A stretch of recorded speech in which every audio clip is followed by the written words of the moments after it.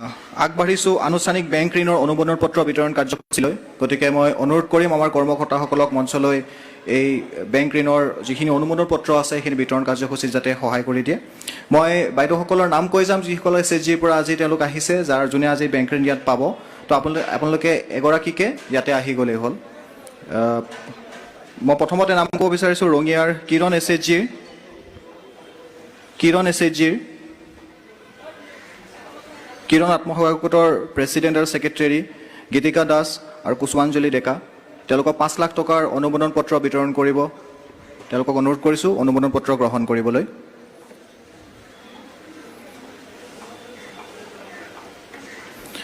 আৰু সকলোকে অনুৰোধ কৰিম যাতে কাৰ্যসূচীত যোগদান কৰে।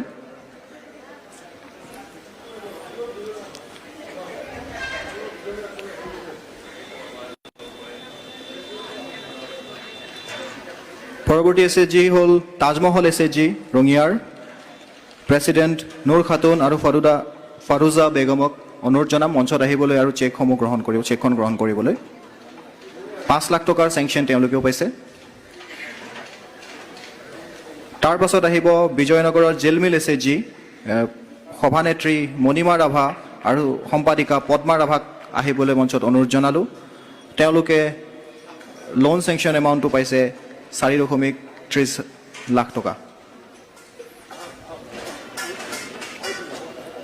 চতুৰ্থতে আহিবলৈ অনুৰোধ জনাম উত্তৰ গুৱাহাটীৰ সোণালী SHGৰ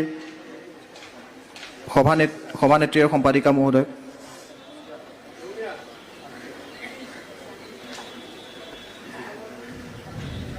ইয়াৰ মঞ্চত তাজমহল SHG। উত্তৰ গুৱাহাটীৰ সোণালী SHGৰ পৰা সভানেত্ৰী ৰণুমা বেগম আৰু ৰবিনা বেগমক আহিবলৈ অনুৰোধ জনাইছোঁ।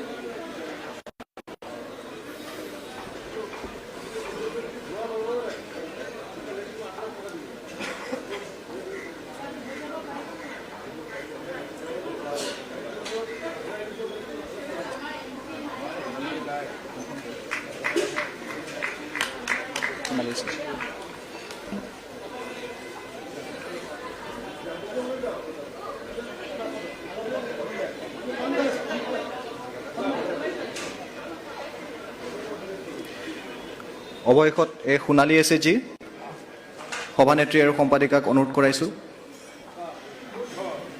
ৰেপ্লিকা চেকখন গ্ৰহণ কৰিবলৈ। এওঁলোকক 4 লাখ টকাৰ অনুমোদন দিয়া হৈছে HDFC বেংকৰ তৰফৰ পৰা।